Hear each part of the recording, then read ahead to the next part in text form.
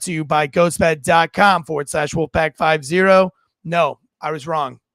Today's show is brought to you by Ghostbed, promo code Wolfpack, and factormeals.com, promo code Wolfpack50. Let's just go ahead and jump into it. The growing calls across the nation to defund the police. To end policing as we know it. Off the charts violence in New York City. 11 people shot in just 8 hours on Sunday. This is about the police officers who every single day put on that uniform and they run towards danger when we run away from it. Oh, guns up, giddy up. Thanks, guys, for being in the chat. David J, Bosco Autry, Mur530. See this thing pick up. I'm sorry, I can't link us to Rumble and Patreon. Still working out some of the kinks, but the show's 99% audio anyway, so we appreciate everybody for being there. Big shout out to the guys over at the Raleigh PD. A lot of good messages this week from those guys. They got a lot going on over there. Big shout out to those guys. What do we have today, Josh? Real quick, I'm so sorry, dude. I have been a whirlwind of things. Real quick, what are we doing today? You've been out of the loop. Tried moving across the country or across the city. So Kamala went on Oprah and had a word salad sandwich. We got some fat shaming going on. And then the FBI statistics are awesome as long as you don't report the statistics to the FBI. That's right. Yeah, I have to get into that. I think that's the big news of the week. I think that's the big takeaway of the news. If you remember, do you remember when Donald Trump called out the FBI for defrauding the crime statistics, and then they fact checked him? Well, the Department of Justice did release their crime stats for 2023, and it vastly different from the FBI's crime stats in that crime is actually up. But then you have to ask yourself, well, why should I believe the DOJ's crime stats versus the FBI's crime stats? Well, then it comes to light that the FBI crime stats was a survey that went out to only about half of the agencies across the United States, and not even half of the major cities in the United States. So this is public information. Everybody knows this, and yet still we have mainstream media. Listen, if you just Google crime plus stats, that's it. It'll say top stories, news about the FBI. I did not Google that. You can see what I Googled up in the header there. I left it there. I typed in crime stats America. Crime stats. That's all I did. And it's going to give me top stories about the FBI. So I think it's pretty apparent who Google's working for. But let me just run down these headlines for you real quick. Washington Post says that with crime on the election agenda, FBI gives final 2023 crime stats. Murder in the U.S. continues steep decline, FBI reports from the New York Times. NBC News, murder and other violent crimes dropped across the U.S. last year, according to FBI data. AP News, FBI finds violent crime decline in 2023, and it goes on and on and on, but not one of them wants to mention the DOJ crime data that appears that Trump, his debate claims were true. And if you go on to read this and you scroll down in the articles, that you will find that the FBI didn't even put their survey out to half. So, why is mainstream media only reporting on the FBI's crime stats, knowing that they are drastically flawed or they have a lot of holes in them? It makes you wonder who the FBI is working for. It makes you wonder who big media is working for. But I think that is the biggest news of the week. And the fact that every mainstream media news outlet has only reported on the FBI crime stats, knowing that they're flawed, and have not reported on the Department of Justice crime stats, which, let me be fair too. I don't think crime stats are an easy thing to gather, because they're not going to include probably child crimes. It's going to be hard to get every victim to report crime. I mean, there's a lot of crimes that go unreported. You think about right now, like how many thefts, larcenies are actually being reported on. Most of these businesses have given up on that. When you have squatters that are taking over murder victims' houses and making residents in, people in the great states of New York, New Hampshire, Connecticut, Nashville, Tennessee, not kicking these squatters out of their houses and making these poor families run through the civil system. Seems like a big scam to me, but I don't know. It's more gaslighting from mainstream media. You could be physically being rained on and they'll tell you that you're not wet. that the skies aren't gray. So that's the big news for today. And then we also have the Kamala word salad. I'm going to get that one at the end of the show. I wanted to just do something a little different today. I don't know why I did it. I don't know why I did it today, but I brought on a special guest to talk about something that's not politics. It's not really that political. So without further ado, let me bring on Jason. Let me be honest. Let me just be like super transparent. I started following this guy 24 hours ago. I don't know shit about you. I just saw that you got fired for speaking the truth. We're none of us here are immune to that. We've all kind of been there. I was fired for opening a distillery in another county, another city. I was officer of the year, fired the same year for opening a legal rum distillery in a different county. But anyway, I only say that to say that I've been there, buddy. I've been there, brother. We also have another SWAT officer who was just fired for saying June 19th is a made up holiday, but my birthday has always been June 19th. You're welcome for the day off. LOL. Let go for that. Racism. Jason, how are you? Who are you? Tell us what you got going on, brother. I'm great, man. Thanks for having me on. But you're right. Yeah, it's absolutely wild these days. Like when you're speaking and living your truth and people want to redefine words or say what you can and can't say in the context of like in my area, I was doing it in a positive light, just sharing my story, my journey, which I've been doing since April of 2023 with the Mindfulness Medic. Just long story short, I'm a paramedic, been in fire and EMS for 12 years, been a paramedic for 8. Like a lot of us, suffered a lot of PTSD, suffered in my victim story. I was a piece of shit for a really long time, to be completely honest. Wasn't showing up for my family, wasn't serving my family. Only time, dude, we got all day, so we don't have to rush through it. Let me break it down though. Like being a paramedic and EMT, I've always said this on this show for the last 4 years that we've been doing it. That I think that EMS is probably the most underrated of first responders. It's kind of like the Air Force's combat controllers. I think they're like the most underrated tier 1 asset in special operations forces. Nobody gives them any credit, even though they have, they probably see more and do more than any other operators in the biz. EMTs, EMS, paramedics, same thing, man. I think that you guys probably see more in one shift than any cop or any Army medic probably sees in an entire year. Is that accurate? I wouldn't say a shift. Like, I don't want to be overly dramatic and say it's all blood and guts and gore and drama and stuff. But yeah, I mean, for sure, over a span of a career, 25, 30 years, definitely see a lot more than the general public. That's for sure. Yeah. I mean, you're like are you a big city paramedic? I have worked for the state capitol in New Hampshire for a while. Yeah, for 2 years. Dude, because that's insane to me how many calls. I mean, I worked in a big city, and the amount of calls that I would like get stressed out when I hit 20 plus calls.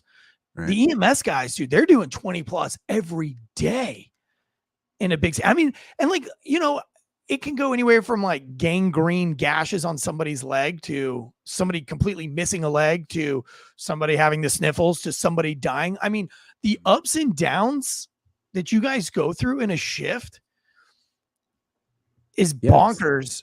It's an emotional roller coaster at times. You see a lot of tragedy, loss, and suffering, but then also a lot of periods of boredom. And then on the EMS side is like there's no physical standards, so you see a lot of guys just let themselves slip. And I've got to imagine, because there are a lot of fat fucking EMS workers. But I don't think they all did. I think that's more of like a cortisol level thing. For the sure. Spikes in you don't just get that fat that fast and be, and I hate that because a lot of cops and everything will make fun of EMS, or a lot of like civilians will make fun of fat EMS workers getting out of their cars and like, but one, that is a hardworking job. Those dudes aren't like, you can't say that they're lazy. You can't say that they're fat and lazy because they're not. They're working 12-hour shifts and it's pretty high energy. I mean, what's a day-to-day like for an EMS worker? It's like on shift, 12 hours, pretty full, correct? Like you're not working out. In general, I mean, depending on where you're working. I mean, I always tried to work out every shift, especially in the firehouse when I was doing the fire department thing for a while. Depending on where you work, what resources you have available in your department. You could have access to that stuff or not. But Yeah, I don't think big thing- our EMS, like they have these like stupid little sheds that they have to wait in, and they have like a bathroom, and like it's like a glorified parking garage. One of my major things that I talk about though is like no matter what you have available to you, you always have generally speaking, your legs, right? Go walk, do some push-ups and air squats, right? You don't always need to overcomplicate everything and need a gym or whatever else, you know? Yeah. So it's like part of that victim mindset that we like to sit around in is like, oh, well, I don't have access to this stuff. So I guess I'll just sit around and not do shit. Yeah. How old are you? I'm 39. 39. So yeah, you're at that age where you're feeling it. You're feeling it every day, where it just gets a little bit harder to keep going. I'm in my 40s as well. So I know like I'm there. I have said a lot of times, like when I was a active police officer, is like, I used to get upset. I did CrossFit for a while, for a long time. But I used to get mad at all the CrossFit people though, because I was like, look, that like we decided that this was going to be our hobby. You know what I mean? But there are dudes who shoot better than us because that is their hobby. There are people who can save lives better than us because that is their passion. That is their hobby. So working out is not everybody's passion and hobby. And honestly, you wouldn't want a guy like me trying to save your life because, I mean, as far as knowing the medical terms of arm, leg, head, and neck, that's about as far as I go. Well, so walk me through like kind of how you should get excited about being in shape and kind of like, I'm only loosely saying this based on what I've seen from your Instagram. So like, kind of like walk me through your philosophies. I really have not done very much homework, obviously. So my major philosophy, honestly, is coming from a standpoint of just improving my own mental health. Just circling back to what my origin story was, is like literally sitting on the couch, stuffing my face full of processed foods. I had the cortisol stress belly like everyone else, just blaming everyone in the world for my problems and not getting out of my way. But it's like when I started taking care of the temple of my body, I started realizing that, wow, this is actually having residual effects in improving the way I feel. And I started showing up more at home, and you start to get these things dialed in, and you realize that the physical health aspect is less to do with like getting jacked and being physically capable, which is important, don't get me wrong. But for me, the number one aspect of the physical fitness is the mental fitness that comes with that. And then you build more resilience, which makes you less apt from suffering from the PTSD, the depression, the anxiety. There's all these second and third order effects that occur in your life once you just start like taking care of your body. Where did you start? Like what was like mentally when you said, I'm going to get myself mentally right in the head? Where did you start? For me, it was like I had to quit alcohol. I've had a very addictive personality my whole life. It's either 0 or 11. There's no middle ground for me. So cutting out those things, just trying to eat cleaner. And then just, again, the basics. I never tried to overcomplicate everything because every time I overcomplicated it, I just wouldn't take any action at all. So doing stuff like push-ups and air squats and getting yourself some cheap, affordable gym equipment if you need to at a garage sale. Like you don't need to go spend hundreds of dollars on a gym membership if you don't have that. Yeah. Yeah. I found that actually just like keeping kettlebells in every orifice of my house has really helped me a lot in my life. Like I have a kettlebell in my living room. There's a kettlebell in my bedroom. There's a kettlebell in the back of my truck. There's a kettlebell in my minivan. And I think that helps a lot because when I see the kettlebell, I see it enough times during the day, at some point in one of those rooms, I'm going to pick it up, do a couple of kettlebell swings or do some kind of exercises, the various exercises that you do with kettlebells, whatever I'm in the mood for. But like, even as it just being like a reminder, and it's kind of the point where like over the years, I'm tired of kettlebells, but I see the kettlebell enough where I'm like, oh, I really don't want to touch that kettlebell right now. I'll just go for a jog. How about that? Or I'll just go for a walk so I don't have to touch the kettlebell. But the point being is that it makes me do something. You know what I mean? Yeah. So we went camping the other week, and I just found a big ass rock and did like some overhead presses with that. You just got to make do with what you have. And again, just to stop overcomplicating it like everybody wants to do. Yeah. And alcohol is a big thing, man. Like alcohol can catch up to you really fast. A lot of people don't realize how much they're drinking until you kind of like sit back and you say like, dude, like I'm going to count how many beers I've had this week. And you start running through that number in your head. And then you're like, oh shit, that's a lot. And you're like, but I'm not really affected by it. But then you Right. walk by the mirror and you're like, God, I'm a fat piece of shit. Well, in one word, you just said you're not affected by the alcohol. And in the next sentence, you said, I'm fat as shit today.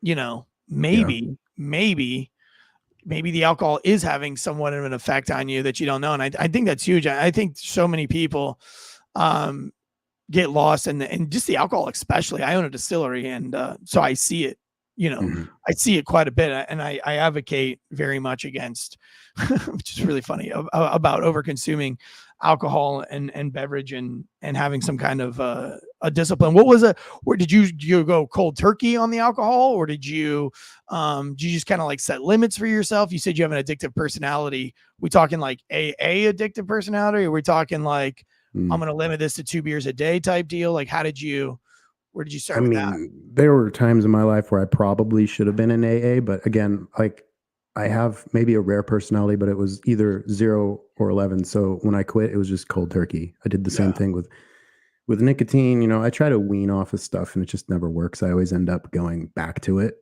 So maybe it's because I'm a glutton for punishment. I just like the pain sometimes. I know some weird aspect of myself, but I just quit. So did you quit nicotine as well?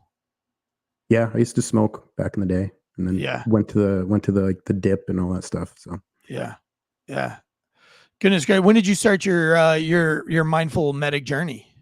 Like, how long have you been on it? The mindfulness medic brand has been around since April of 23. Okay. And then my own personal journey started a couple years before that, where literally I just, like you said, kind of walked by a mirror. I was just hated the person that looked back at me. Yeah. In a sense, and I just realized I had this voice in my head that I was running out of time. And I think it just occurrences throughout the career of just witnessing death and how quickly it's taken away and how easy this life is just erased from existence for people. I just had those feelings of like, man, I'm wasting. Dude, isn't it crazy? Isn't it crazy how that stuff creeps up on you? Mm-hmm. You're 30, you're 28, you're 29. When I deployed my first time when I was 19, I'm 40 now. And the first day I was in country, we were going to our FOB. And this was like maybe the first time I'd ever been out of the United States as well. So I land in this foreign country, Afghanistan, knowing nothing about it. It's the beginning of the war. So like nobody even could point out. The only thing that you knew about Afghanistan was that Rambo was there, like in the 90s. And that's what you thought. Like that was your only mental like vision, because we didn't have, YouTube wasn't out yet. YouTube didn't even exist at this time. So it wasn't like you could just jump on the interwebs. Phones were still like the brick Nextels that walkie-talkie kind of, you had to pay. I didn't send my first text message till I was 23. So I got into country, and the first thing I remember, the first thing that happened is when we landed at the airport and they were driving us out to our fire base, was a woman in a burqa walking down the sidewalk with this body just crumpled up into a wheelbarrow. And she's pushing it down the street, and like nobody's paying attention. Like nobody gives a fuck. She's just wheeling a body that has been stuffed into a wheelbarrow. And I'm staring at this thing, like driving by it. And I'm like yelling on the bus. I'm like, yo, why? Because everybody's like, yo, that's a dead body. That's a dead body. And I was like, why isn't anybody helping her? Like, why? Like nobody even cares. And it never bothered me or anything like that. But years and years and years later, it was like, for whatever reason, I just kept seeing this body. And I've seen tons of bodies, but it wasn't until like my mid 30s, like 35, 36, where I would be up at night on night shift. My family would be sleeping. I'd be sitting on the couch, and all the demons, because you're drinking wine, you're drinking liquor, everybody's asleep in the house, and all these like things start creeping into your brain. And it happens really quick, and you get really, really upset and really, really depressed. And for you guys, like that's, you guys see it all the time. And it's just, it crawls into your head. Kind of walk us through like mentally, how do paramedics, how do EMTs, like, do they push past it? Because I feel like you don't hear a lot of bitching and moaning from EMS. You know what I mean? Yeah, I think in general, it's like the culture is established, military first responders, a lot of it's the same. It's like bury it down deep, compartmentalize in the moment. Obviously, you have a job to do when it's time to do the job. But then afterwards, there's not Now the culture is getting a little better, I think, but as far as being able to talk about what's going on and really like seek the resources and the help that you need rather than like the older generations who just kind of chewed it and swallowed it and then pushed on with their life. Arguably for the benefit or not, I don't know if that worked out for them or not. I look around at older guys and in the career and I'm like if you had just taken care of yourselves, you would have been in a better mindset, maybe in less divorce, like your kids would know who you are, you'd have a better family life, less substance abuse, suicide statistics would be decreased, but I think for the most part, that's why I do what I do is just, I'm trying to share that journey and that story of that there is a way out of it. And this is what I've done to get myself out of it because it's not widely accepted yet in first responder culture to mitigate the mental health problem and really talk about tools and strategies on how to start fixing it. We like to talk a lot about statistics and how you're more apt to die from suicide than whatever else. And that doesn't really solve the problem. I think it makes people focus on the wrong issues. But if we had more of us standing up and saying, this is what I've done to turn my life around. This is how I'm now showing up for my family. I have a better marriage. I have a better relationship with my kids. I'm physically and mentally in a better spot than I was before. I think we'd actually start making some headway on this. So for me, it was just those basic things and the things that I talk about with the mindfulness medic and just implementing those things in my daily life. And I think, like you said, with the wheelbarrow, we get a unique perspective in the military and first responders. It's like a blessing and a curse. It's a double-edged sword, I think. The average public doesn't see that stuff, right? And we see it on a fairly semi-regular basis throughout a career. So you can either let that haunt you and destroy you and turn you into that PTSD victim that sits on the couch and doesn't do anything with their life, or you can use it as fuel to inspire yourself to live a better life. To be like, hey, if I don't get my shit together and start fixing myself, I'm wasting the time that I have. So it gives you that perspective of like, hey, this life's a gift. This time we have is precious and we're running out of it every day.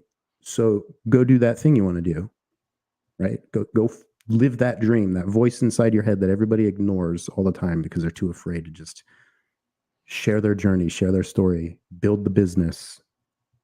Yeah, well, I think a lot of Whatever people it is. too are like slaves to the thought of a pension because it's just bled into you, like it's just preached into you. Like, oh, I have a great retirement, I have a great pension. You're going to be giving up all of these things. Eric, just close your distillery. Like, don't even open it. Just stick with the department. You're going to lose this pension. You're going to lose this pension. Like, I would give that pension up 1,000 times over for the life that I live now. Absolutely. 1,000 times over. And like I tell my friends, they're like, yeah, dude, I want to do this. I really want to do that. But yeah, like, man, Raleigh's pension is so good. And I'm like, okay, so you might not even make it 30 years. 30 years is a long sentence. Imagine going to prison for 30 years. That's a long time. And then look at you now, bro. Like, you're 18 years in, you still got another 12 years to go. You're on your second divorce. Mm-hmm. You whine and bitch all the time how you don't have any time for this or you don't have any time for that. Like, what do you think? Where are you going to be in another 12 years, dude? You're not the same kid that signed up, 18 years ago, full of piss and vinegar. Now you're getting fat, you're getting slow, taking that desk job. Where are you going to be 12 years from now? I think a lot of us are like slaves to the idea of this pension or, of something that you might not even get. And what's the average age? Like, what's the average age after retirement for cops and paramedics? Is it like 55? Like that they die? Yeah, I mean, you get those golden handcuffs. And that's the thing is you get sucked into that perspective of like, oh, I'll live my dreams and I'll live my life after retirement. It's like, okay, so you're at like 60, 65 average, maybe in the 50s if you're lucky. And then the average lifespan of just the general male is 82. So it's like, okay. And then subtract 10 years of quality life because nobody's kicking, doing all that stuff at 70, right? So they get lulled into this false sense of security that they have all of this time left if they just can get through the 25 to 30 years and then collect their pension. So, yeah, you mentioned your family a few times. What was getting your family life right? What did that mean for you? Just serving as a husband. My wife was literally keeping the house together while I was out chasing the identity and the career, chasing all the accolades and the additional education and working all the overtime to try to make ends meet or pay for all the materialistic shit I was filling my life with to fill voids and to run away from pain. And there's years of my child's life where I don't even remember them growing up. It's just because I wasn't there, either physically or mentally. Like I was just checked out. Yeah. And I know so many other guys who are like that too, where it's like, oh, I was so busy. I worked a 24-hour shift. I'm tired. I don't have time. You know, maybe tomorrow. You're like constantly telling my son no, like he wants to throw the ball. I'm like, no. And it's like, wow, I'm just throwing days away. There's going to come a day where he doesn't want to play catch with me anymore. Right. And I'm just wasting my time. So it's just addressing those things and just trying to be present with my family. And in order to be present, I had to start addressing all of those demons I had inside my own head. Yeah, I've said it on this show before, and I have in the past gone on this rant, where when my whole life, much like yours, was all about like self promotion, right? Like, or climbing that ladder, right? So trying to go through the Green Beret program, sacrificing everything I could and being gone for 2 years, deployments, and just then getting out and becoming a police officer, and then having to, like you said, graduate this course and get this certification and chasing that certification and the next certification and court prepping, so you don't lose the case, like all of these things. And then on top of that, doing CrossFit because, I want to have these golden abs I don't know why. I don't know why it was important at the time to have those abs. And meanwhile, my wife was like you, like at home all day long with a child, like barely seeing me, putting up with me because I'm trying to chase this next thing. And my son is getting into video games at 3 or 4 years old because I think that's funny and cool at the time. Like, oh, my kid plays freaking Call of Duty, bro, at 4, man. He's murdering it. He's slaying it.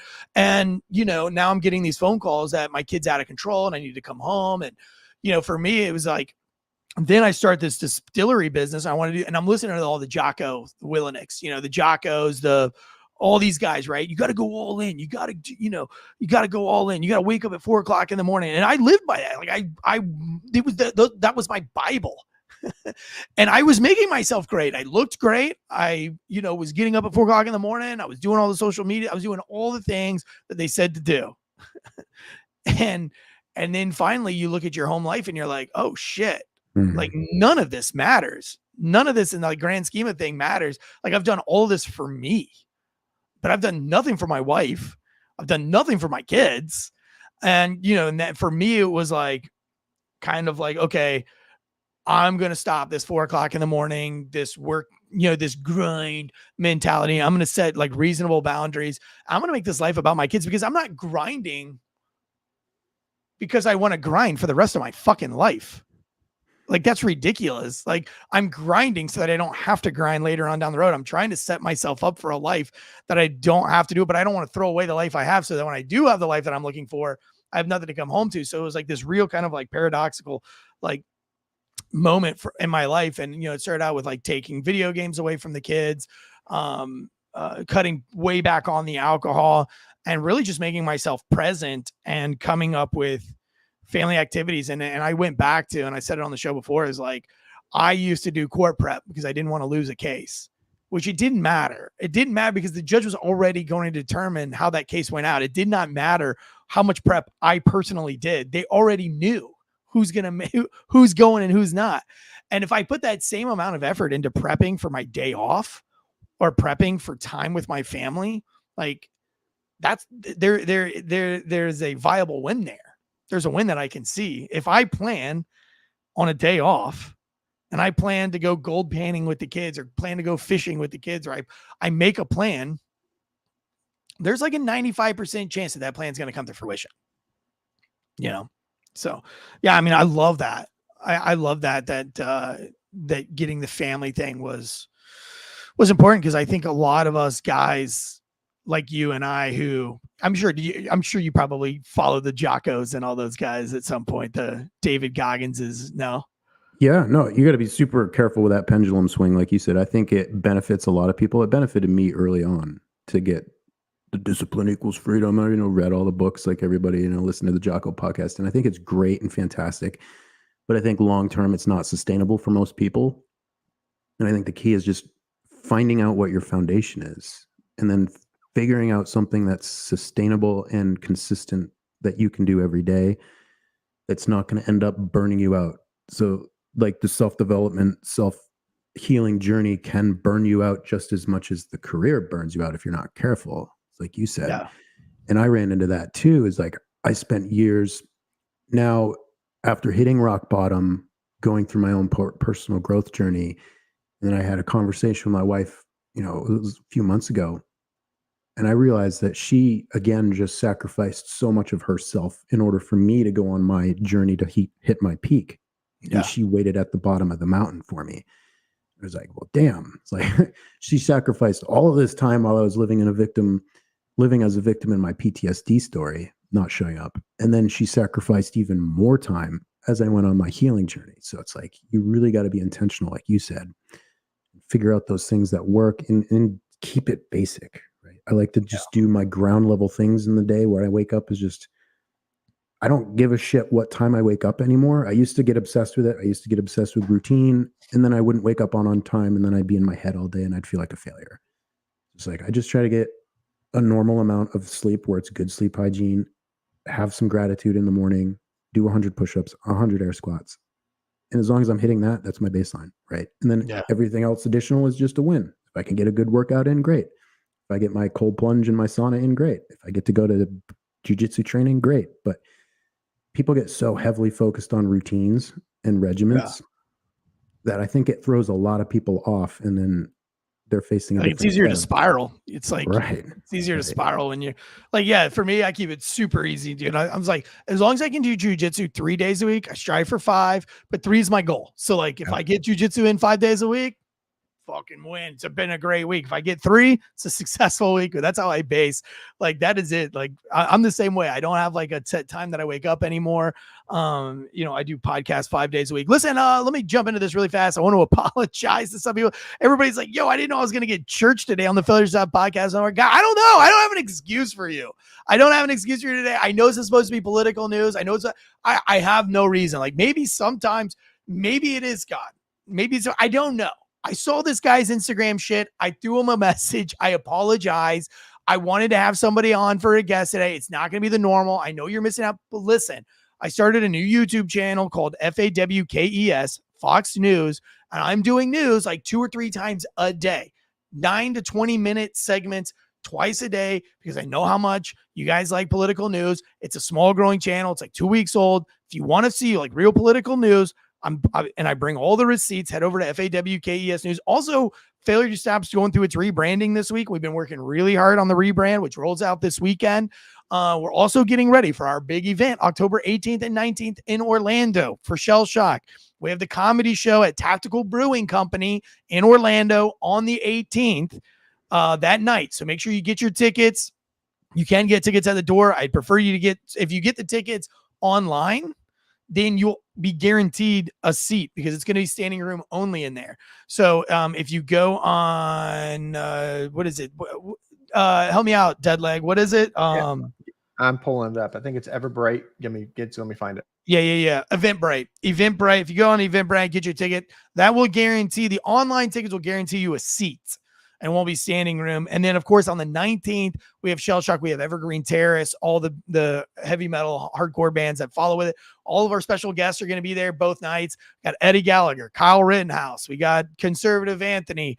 Who else we got up in that list? You got the Shell Shock stuff up there?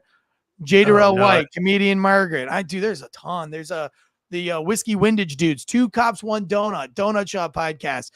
A couple of Delta Force operators, a whole bunch of stuff. Yeah, that's the stand-up comedy thing for the night before. At Tactical Brewing Company, head over to Eventbrite. So, guys, all that planning, I don't know. I just didn't feel like doing political news all day. I felt like hanging out and meeting a new homie, Jason Warren. Listen, I think what he has to say is extremely important. I know you come here for political news on Wednesdays. I apologize. Listen, I apologize for not giving you political news, but there is tons of political news on Fox YouTube channel, FAWKES News. I've been doing it all week. It's brand new. Head over there, become a part of the Fox Den, or you can be a Fokker, as we call it. There you go. Yeah, like 2 to 3 a day, guys. All the news with receipts right there. So I'm not like keeping anything from you. You know what I mean? But I think this is an important message, man. I scrolled through this guy's Instagram page and it spoke to me. And the fact that he got fired, walk us through that. Like, let's have some fun with that. Wait, before we do, I want to get into this fire thing because it looks funny as shit, honestly. You know why my mental health is where it's at right now? Like, one of the big things, some might say God. Maybe God came into your life, Eric. Loosely. It's loosely God. Maybe you say, Eric, it's your beautiful wife and your awesome 5 kids. Loosely. What really keeps my mental health in check is my ghost bed. Ghostbed.com/Wolfpack. Mental wellness always starts with a good night's sleep, and no one sleeps better than someone who sleeps on a ghost bed. You guys know I'm on the road every single weekend, almost every single week. I stay in an Airbnb or a hotel more than I stay in my own house. I travel with my ghost bed pillow. Listen, I've done the My Pillow thing. The ghost bed pillow is it's not. This is like real technology. Ghost Bed took us down to the facilities down in Fort Myers, Florida, from North Carolina all the way, not Fort Myers, Fort Lauderdale, all the way down to Fort Lauderdale. We got to see how they make these things. I have the medium pillow. It's got all the cooling technology in it. It's got the gel, all the stuff in it. So it always feels like it. I never have to rotate my pillow over and over again. I never have to bunch my pillow together to get it right. And my head just falls into it. It's the most perfect pillow on the planet Earth. I have 3 of them. You guys know I have 3 of them. I take pictures of them all the time. I also have my massage topper. So when I do a jiu-jitsu tournament at 40 years old, and there's nobody in my bracket ever, and I have to fight like 24-year-olds and 26-year-olds, I come home and I get right on my ghost bed massage topper. And I just let that thing work me out. Up and down, back and forth, like Cruel Intentions 2, but without the perversion at the end. Head over to ghostbed.com/Wolfpack. Get sleep so good, it's scary. Also, mental wellness starts with a good diet. That's why we're proud to be sponsored by Factor Meals. It's factor75.com. Use the promo code Wolfpack50 for 50% off. You want to get lean and mean like Jason Warren over there? Maybe hit the protein heavy, 50 grams of protein plus per meal. Hundreds of menu items to choose from. Maybe you want to lose some weight. Maybe you want to cut it back a little bit. Hit their calorie conscious, 500 calories or less meals. You can do breakfast, lunch, dinner. Put it up on the screen, Josh. Let me see it. These are meals, fresh, never frozen, delivered right to your door. Fresh and never frozen. Stop instant messaging me and ask, hey, are these things frozen? They're not frozen. I say it every ad read I have for over a year now. They're fresh. They have this like little Nordic ice shit in a cooler. Comes to your house. Mine comes every Tuesday. I do the breakfast shakes. And I do the lunches, and then I do a couple of dinners for when it's going to go. Like when I haven't even heard. But they have keto snacks. They have all the they have everything on this website. Go to Factor Meals, start your meal planning. Stop going to the grocery store, buying stuff that you don't need, looking for your Rubbermaid dishware, your Pyrex dishes with all the lids, all the things. Stop trying to cook your shrimp over here, your chicken over here, your beef over here. Just stop. Like, time is money, money is time. Head over to Factor Meals. Click through it online. It's super easy. It's delivered right to your door. The price is a wash. By the time you put all that time and effort and energy and driving to the grocery store and driving back, it's the same. I've been doing this for over a year now. I know. Color coordinated in my refrigerator. I just grab my meal for the day, put it in my lunchbox, my cooler. It's easy, good to go. 2 minutes, even if you've got one of those peasant microwaves in your first responder EMS station that we all, those microwaves that take 8 minutes to pop a bag of popcorn. Listen, still 2 minutes and one of those, and you guys can have a beautiful Factor Meals. All right, I want to get into this. How did you get fired? I was still asking myself that question 2 months later. I got fired because I was speaking my truth, and no different than I had been since day one of me sharing my journey on social media. I was working for a hospital-based EMS system, and I think that's probably the reason why, obviously, because politically hospital-based systems in my area up in New England are very left-leaning. They're very into the DEI stuff. You get canceled and socially executed pretty quickly if you speak certain words. So right, so like very anti-free speech, which is very weird from a party that that's been preaching peace and freedom for such a long time.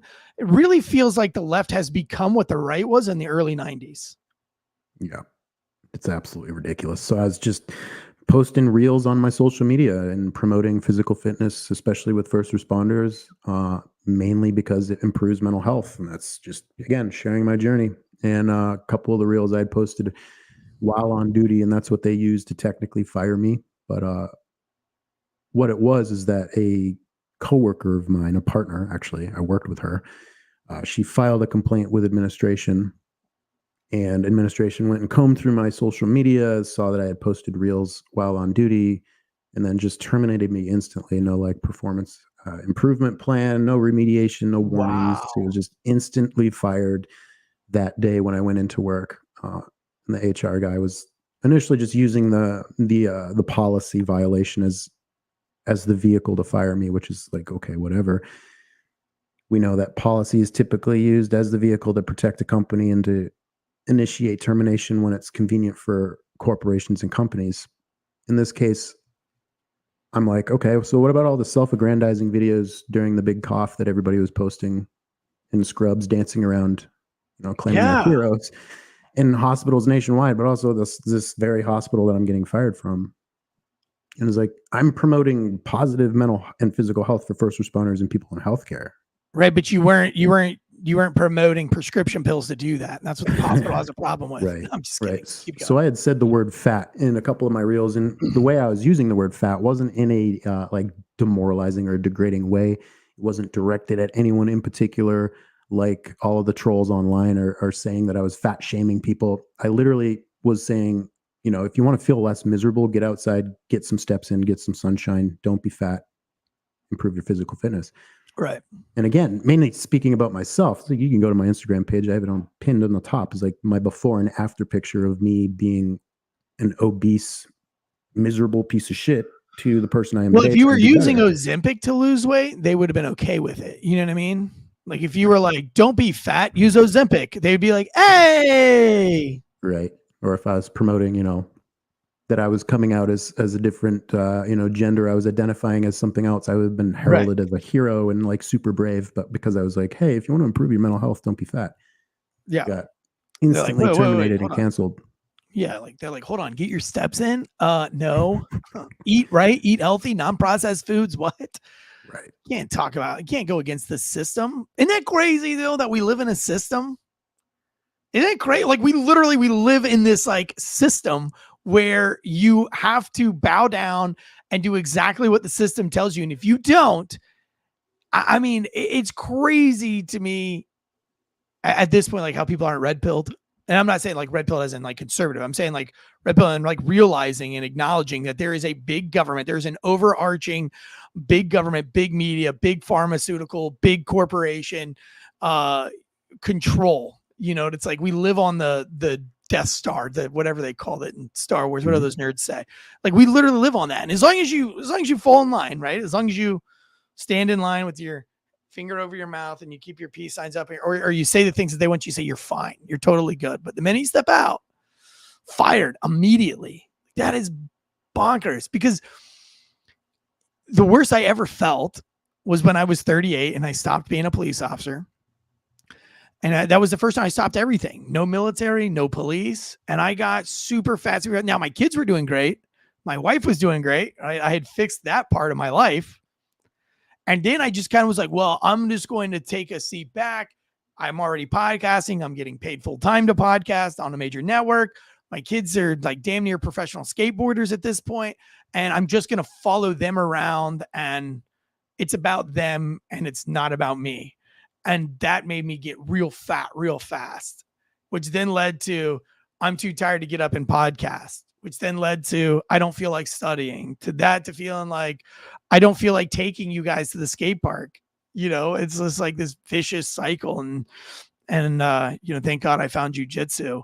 And then got my life back together and went from 227 pounds down to 207 pounds and feeling good again. But yeah, it's a vicious cycle. You have to you got to pay attention. But I remember feeling like, God, dude, when you look at yourself in the mirror and you know what you used to be and you see yourself now, dude, I remember like, cause it was December 1st when I started jujitsu, but I remember being in like my parents' house in Savannah for Christmas, taking a piss, and they had a mirror, you know, the sink ran parallel to the pisser. And I'm like looking at myself and I see that my gut is longer than my dick. And I was like, oh my God, this is terrible. And I just felt hopeless. I was like, there's no way I'm ever going to get rid of this stomach. Like, how does your stomach go from being way out here? How am I ever going to get it flat again? It's crazy, dude. That hopeless feeling is a key component, I think.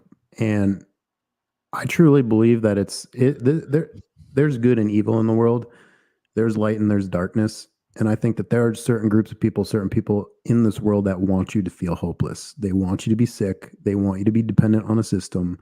And they don't want you to stand up and speak the truth and shine light in opposition to that. Because when you do that, you become a free person. And they don't want free people. They want people who are dependent on their pharmaceutical industry, that are fat, depressed, anxious, sitting at home, and not producing anything of value. Because if people realize the true inner strength they had within themselves, if they just woke up and unplugged from the matrix, as they say, like, people become unstoppable when they start realizing what their true purpose is in life. Yeah. And they don't want you to find your purpose. They want you to just be a good citizen, stay plugged in, keep producing energy, and keep buying their stuff.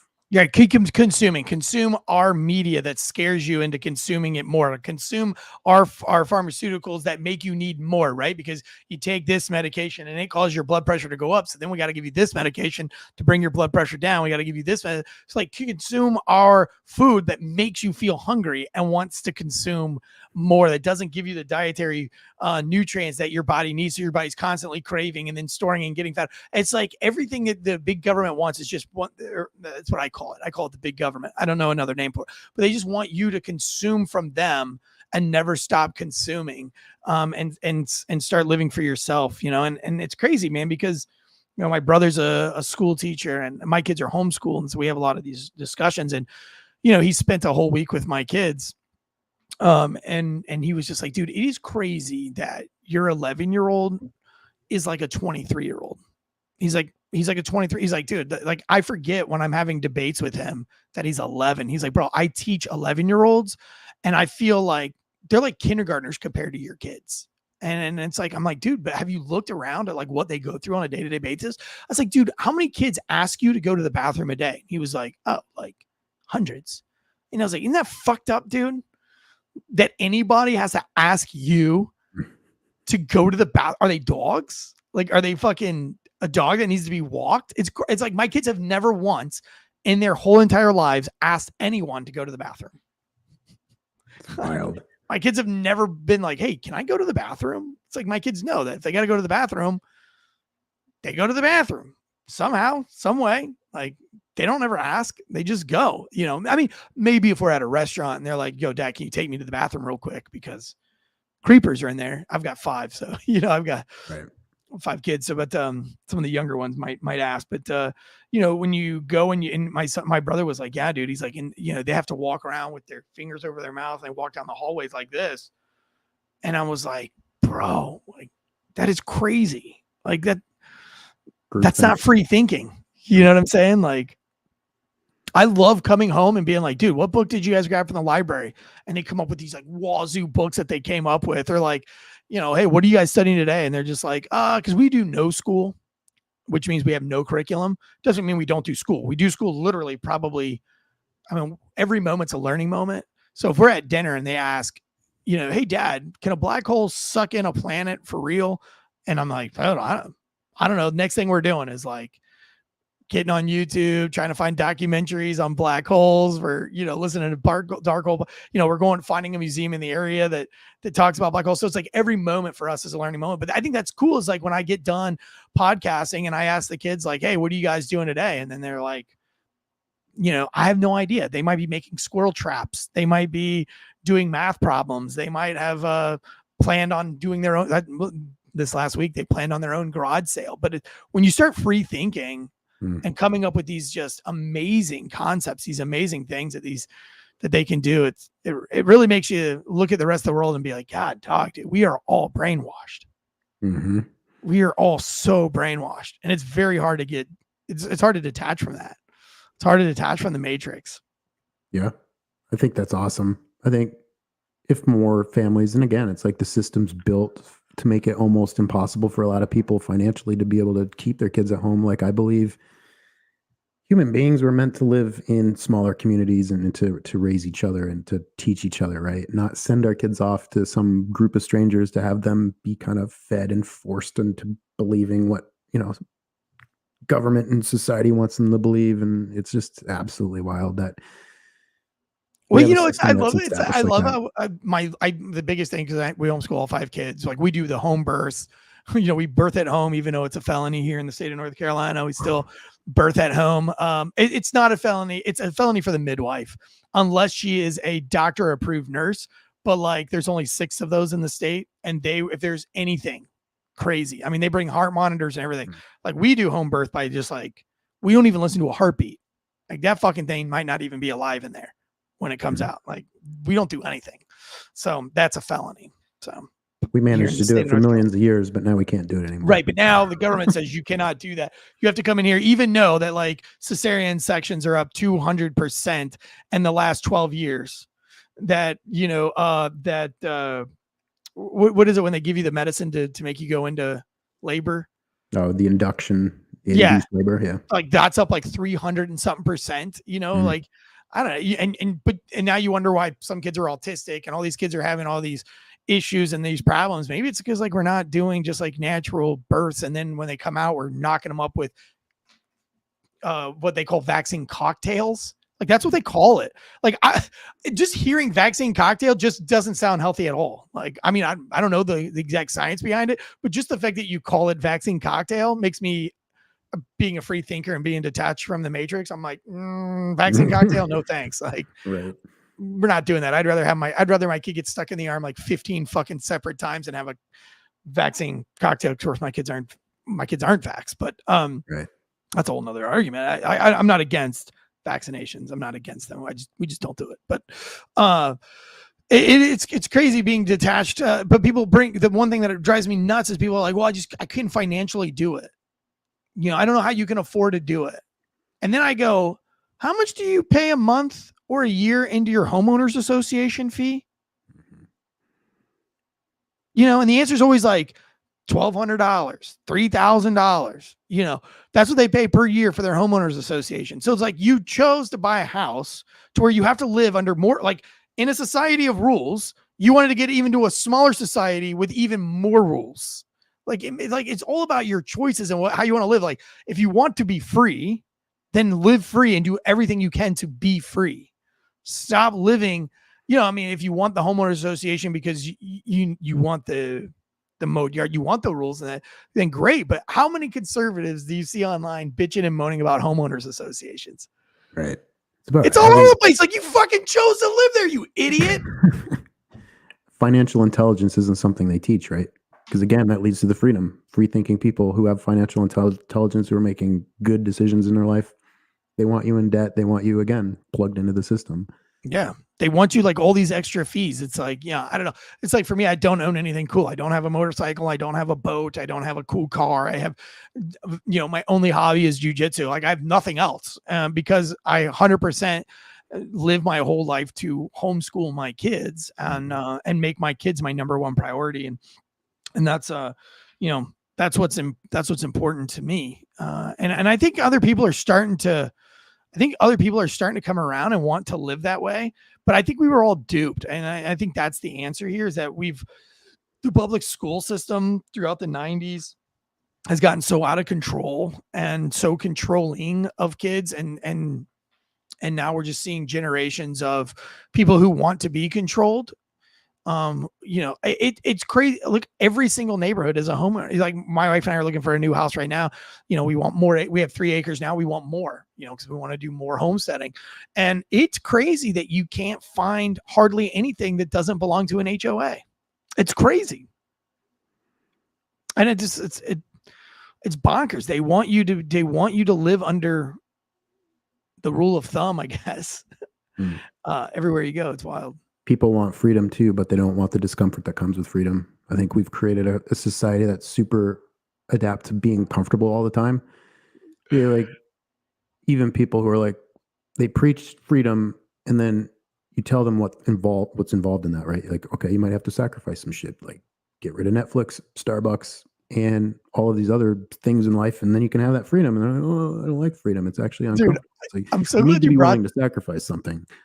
I'm so glad you brought that up. Let me tie it back. We got 5 minutes left. Let me tie this back into politics really fast, because this happened this week. Kamala Harris was on Oprah Winfrey. Exactly what we're talking about. I'll break this down for us really quick, and that way we can say we did some politics today. But this is exactly what you're talking about. Check this out. That's right. Hi, Oprah. Hi, Madam Vice President. It's nice to be with you all. Yes. Hi. And so what did you want to say to the Vice President? So, Madam Vice President, we are, like many, many young Americans, just experiencing a very high cost of living. We ended up giving up our apartment, moving in with our parents, who were so gracious to take us in for over a year so that we could save money and ultimately buy a home, because that's what we thought the American dream was, to get married and buy a home and have a baby. You thought the American dream was to buy a house? Girlfriend, it is the American dream. But like Jason said, with freedom comes sacrifice. And yeah, you sacrifice living with your family, with your in-laws, which is terrible. That's a huge sacrifice. And you saved your money. But like, that's what it is. And it's like me and my family, we just watched the Swiss Family Robinsons.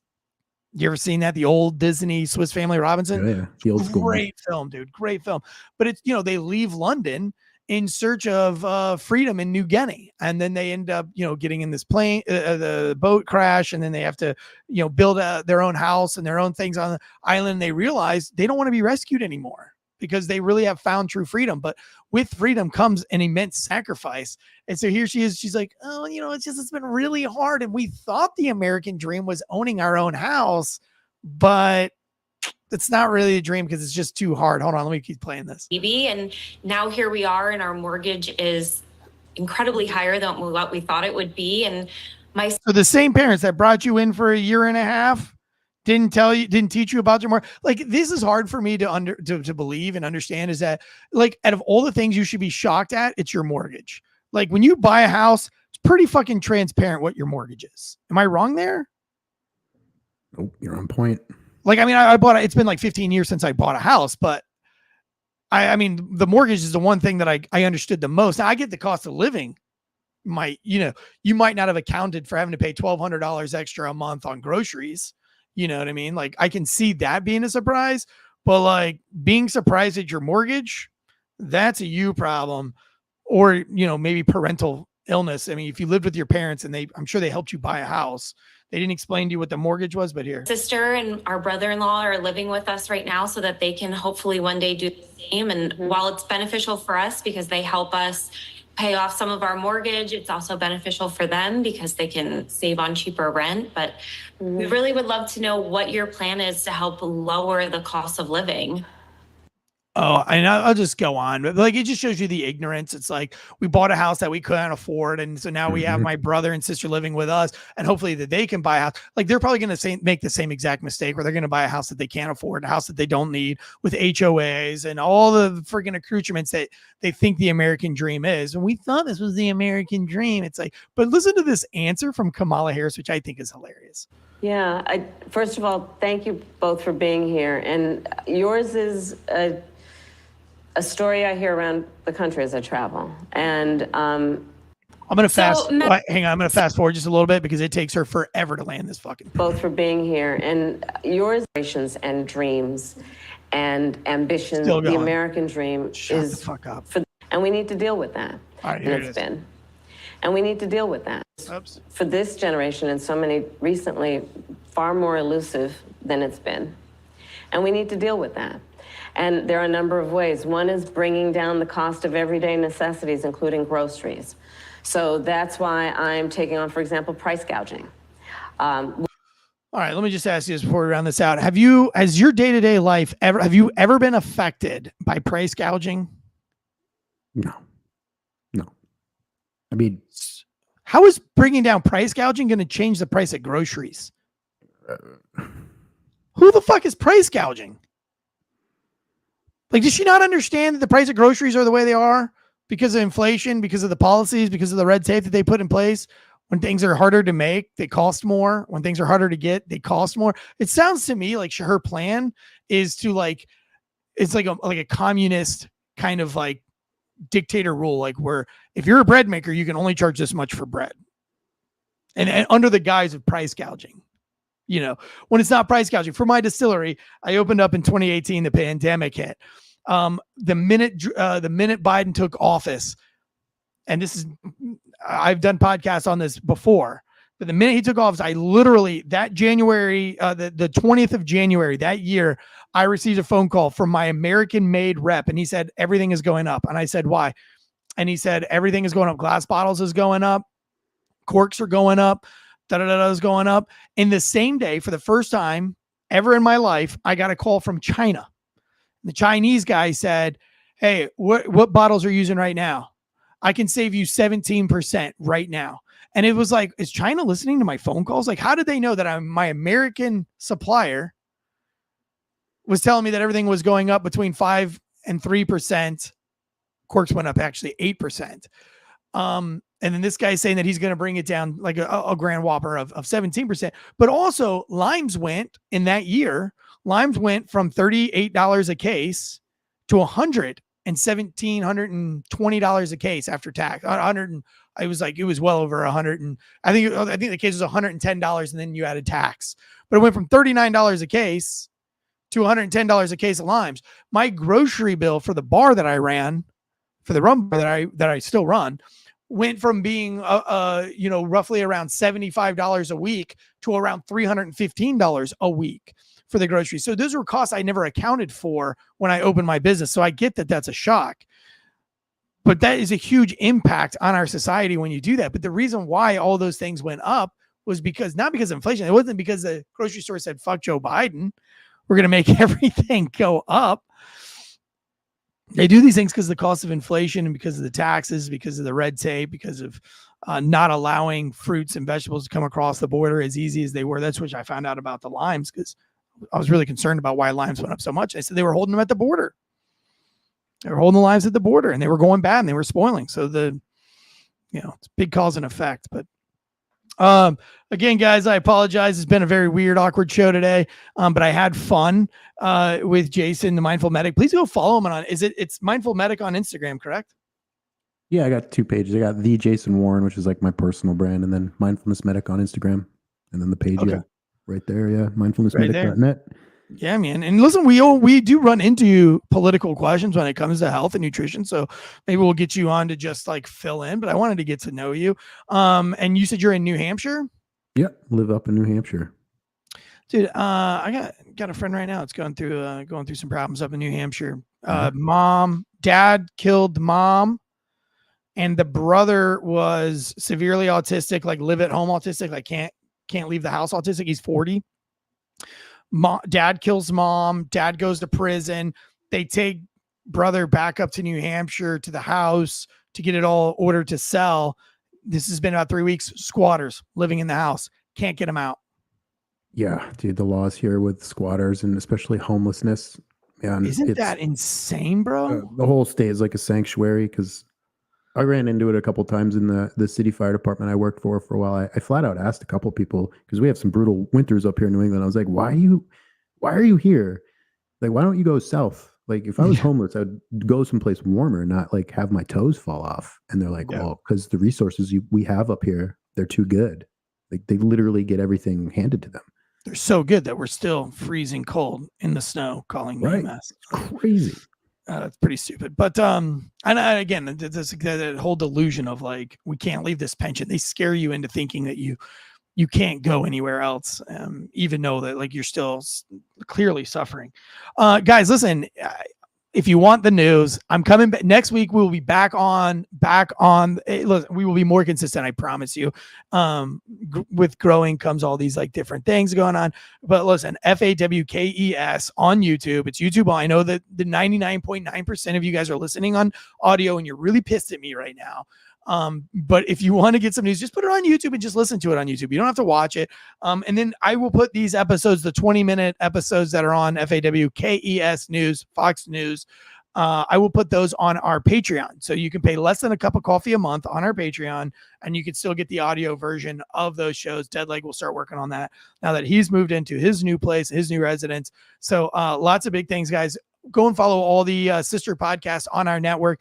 Anti-Hero Podcast, Two Cops, One Donut Podcast, Donut Shop Podcast, New York's Finest Unfiltered Podcast. All of these are under all one umbrella of networks. You're going to see all of these guys at the big live event coming up in October.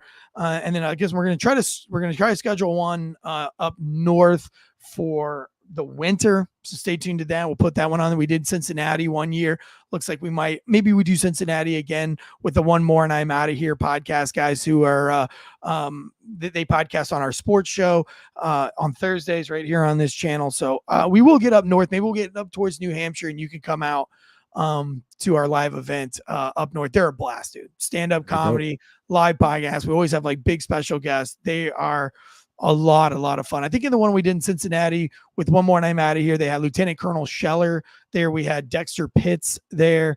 We had a lot of fun in Cincinnati. So anyway, guys, for myself, everybody here, Failure to Stop podcast, last call of the day, political news. Most of the time, political news. We'll see you guys on the next one. Cheers.